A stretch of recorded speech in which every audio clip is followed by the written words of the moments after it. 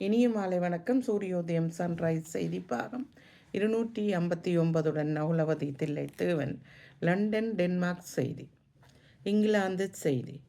பிரித்தானியாவில் இரட்டை குடியுரிமை பெற்றவர்களுக்கான அறிமுகப்படுத்தப்பட்ட புதிய சட்டத்தின் விதிகளின்படி பாடசாலை 16 வயது பிரிட்டிஷ் பாடசாலை பள்ளி மாணவி ஒருவர் டென்மார்க்கில் தவிக்க விடப்பட்டார்.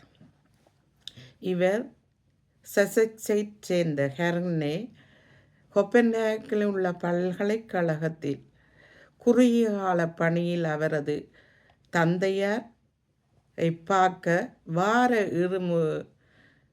இறுதியில் சென்று அவர் திரும்பவும் இங்கிலாந்துக்கு திரும்பும்போது விமானத்தில் அவரை ஏற அனுமதிக்கப்படவில்லை. இந்த புதிய சட்டத்தினால்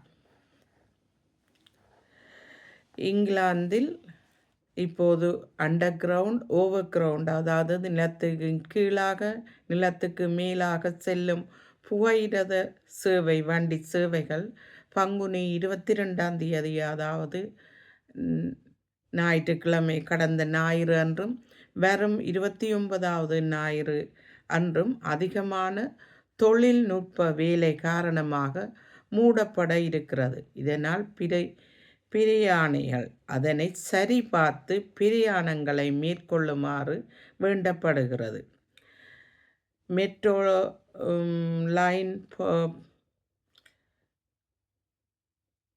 மெட்ரோபாலிட்டன் லைன் சேவைகள் லூசியம், செட்ஃபோர்ட், ஆக்ஸ்போர்ட், ஓல்கேட், வெம்பிலி பார்க் இவற்றுடன் எலிசபெத் லைனும் இந்த வாரம் மறு வாரமும் பல வழித்தடங்கள் மூடப்பட இருப்பதாக தெரிவித்திருக்கிறார்கள்.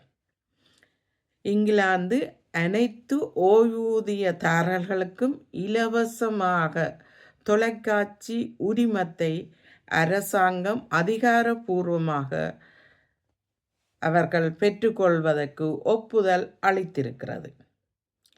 மேலும் இங்கிலாந்தில், அதாவது இப்போது பல விமான போக்குவரத்து இடையூறுகள் அதிகரித்த காரணமாக இங்கிலாந்தில் கடந்த சனி அன்று ஹீத்ரோ விமான நிலையம், கெட்விக், மான்செஸ்டர், லீட்ஸ், இங்கிலாந்தில் பல விமான நிலையங்களில் இருந்து 490 விமானங்கள் ரத்து செய்யப்பட்டிருக்கின்றன. அதேபோல அதே அளவான விமானங்கள் தாமதமாக சென்றதனால் 100க்கும் மேற்பட்ட பிரயாணிகள் பெரும் கஷ்டம் தொல்லைகளை அனுபவித்திருக்கிறார்கள்.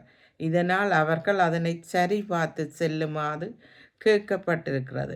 இது பிரிட்டிஷ் ஏர்லைன்ஸ், ஈஸிஜெட், ருயினேயா, ஏர் இந்தியா போன்ற விமான சேவைகள் ரத்து செய்யப்பட்டிருக்கின்றன. தொடர்வது டென்மார்க் செய்தி. டென்மார்க்கின் தேர்தல் நெருங்கி கொண்டிருக்கின்ற இந்த நிலையில் இப்போது இருக்கும் பிரதம மந்திரி மேட்டா பெரடிஸ்டன் அவர்கள் அவரது சொந்த ஊரான ஓல்போ நகரத்துக்கு சென்று அவர் அந்த இடத்தில் பிரசார கூட்ட நிகழ்வை நடத்தினார். 10 ஆண்டுகளில் அவர் சந்தித்திராத மிகப்பெரிய சக்தியாக இருக்கிறார். அவர் இப்போது அமெரிக்க பிரசிடென்ட் ட்ரம்மை கூட எதிர்த்த பெண்மணி அவரது வாக்குரிமையில் வென்று அவர் திரும்பவும் பிரதம மந்திரி ஆவாரா அல்லது வாக்காளர்கள் புதிய மாற்றத்தை விரும்புகிறார்களா என்பதை நாம் பொறுத்திருந்துதான் பார்க்க வேண்டும். டென்மார்க்கின் மேரி அவர்களும் மன்னர் அவர்களும் 2013ஆம் ஆண்டுக்கு பிறகு 2024ஆம் ஆண்டு அரியணை ஏறும் வரையில் அன்று முதல் இன்று வரையில் அவர் ஓலோ லிங்கார்ட் வடிவத்தை பல ஆபரணங்களை தனம் அணிந்து ஒரே வகை ஆளிட்டே ஆபரணங்களை அணிந்து வருகிறார். இவர் டென்மார்க், ஆஸ்திரேலியா 2 நாட்டின் கலாச்சார வடிவமைப்புகளை அவர் 2க்கும் முக்கியத்துவம் கொடுத்து வருவதாக ஓலோ லிங்கார்ட் தெரிவித்திருக்கிறார்.